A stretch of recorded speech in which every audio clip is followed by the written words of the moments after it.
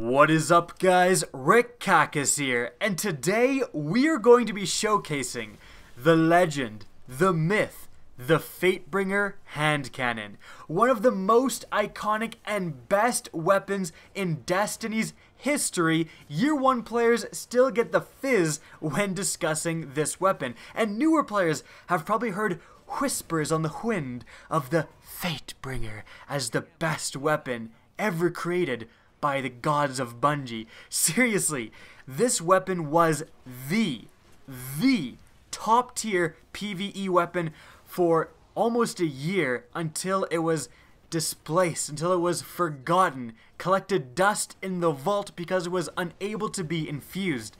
But finally, with the Age of Triumph, we have the exotic Adept version of the Fatebringer back. So, how is it? After all these years, after nearly 3 years, is the Fatebringer still good? Well, let's check it out. But just before we do, guys, if you enjoy this content and want to see more, please remember to support the video by liking, commenting, and especially sharing. It's a simple thing to do, but it really does help me out, and I very much appreciate those of you who take the time and do it. Now, the Fatebringer, is it still good?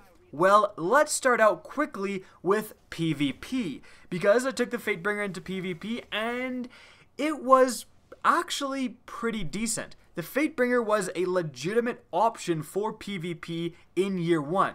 Now that's because the Fatebringer has overall pretty damn impressive stats. Like, it has a native range that is quite high. You don't need a range perk for this hand cannon as much as you need a range perk for other hand cannons.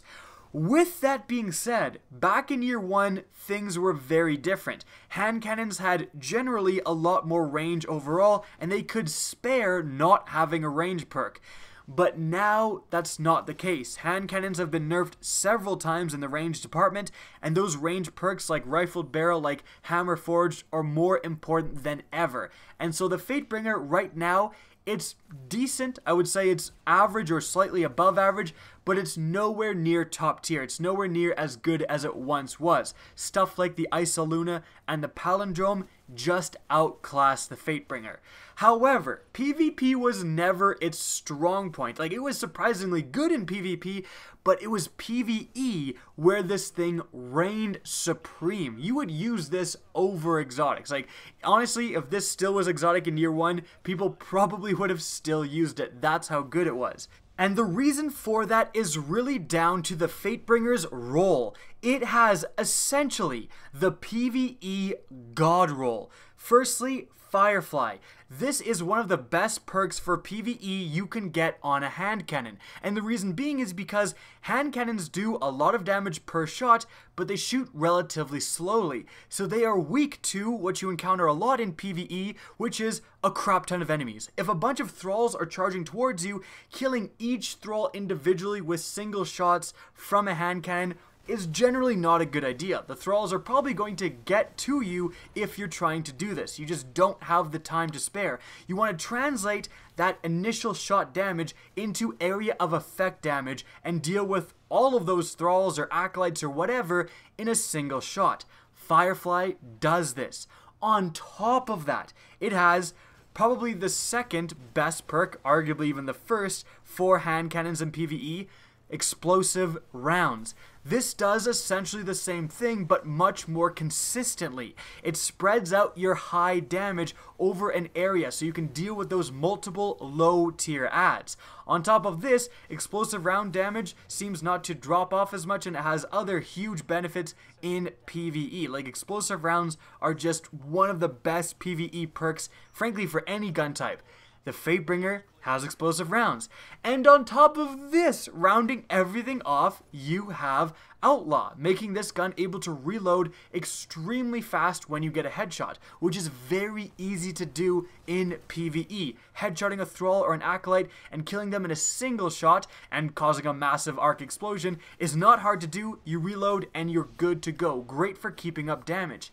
Then we've got, as I discussed earlier, and why it's good even in PvP, it's got overall great stats. Decent stability, great range, 10 rounds in a magazine. There's nothing wrong with this gun's stats. And lastly, it's arc burn. It's got elemental damage, which is so useful in a variety of different circumstances.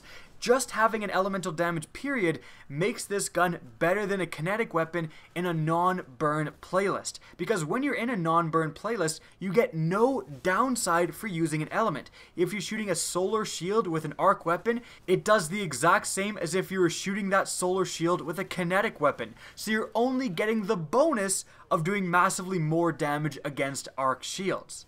So that is why the Fatebringer was so good. But the question remains, after all these years and so many more weapons added into the game competing with the Fatebringer, is it still as good as it was? Well, the huge downside, of course, is that now it's exotic. It's taking up an exotic slot, and the fact that you can't use, a year one favorite setup, which was this in combination with a Galahorn, is definitely a downside, and you can't underestimate how crappy it is to not be able to use a great exotic special or heavy weapon. However, right now the Nightfall burn is arc burn, and so I had the pleasure of using the 400 light level Fatebringer in the Nightfall and really relishing in that arc burn and realizing, holy crap, this thing is still pretty unbelievable. Being able to just get that explosive rounds plus Firefly wombo combos where you're just dealing massive amount of area of effect arc damage, killing swaths of enemies with single shots. Like, it is disgusting. With only a few shots, with only a few Firefly triggers, you'll wipe out a group of enemies. Like, it would be 4 shots from this gun, 3 shots from this gun, primary rampage medals coming up. It was like, holy crap, how many guys did I even kill? I just saw a bunch of explosions, and you just see all these points pop up from all the guys you killed. It's absurd how effective this weapon is in PvE. However, this gun does have some competition, mainly from the Zalo Supercell. That gun chains its electricity across multiple enemies, and it gives you more super energy for double kills, whereas the Fatebringer doesn't have any sort of exotic perks per se. It's just a normal raid weapon that's turned into an exotic. However, quite frankly, I would bring in the Fatebringer, I'm going to bring in the Fatebringer for the Wrath of the Machine. Against Vosic and against the Shanks and stuff, this thing is going to be absurd. It's going to be so good. Whereas I did think the Zalo wouldn't be as good. And so maybe even with all that lack of exotic perks with all these years, the Fatebringer is still just top tier. It's so good at doing what it does, and what it does is kill everything in front of you in PvE. And so, yep, the Fatebringer, the legend, the myth, it's still quite good. Again, the downside is that you can't use this in combination with another exotic, and that does mean that although in some encounters, like I was saying, Vosic, where you can do a ton of damage with a sniper rifle to him, there is other raid encounters where I wouldn't run the Fatebringer because I need to run a Sleeper Simulant or a Galahorn or something like that. And that is, again, the main downside of the Fatebringer. But overall, it's still a fantastic weapon. Good luck trying to get it. You are able to acquire this weapon from beating either of the challenge modes, it seems, from the new updated Vault of Glass. I've done guides on both of those challenge modes, so check them out if you want to know how to complete them. And so guys, that's it for the video. I hope you enjoyed and found this interesting. Now if you did, please remember to help me out by simply rating and especially sharing this video.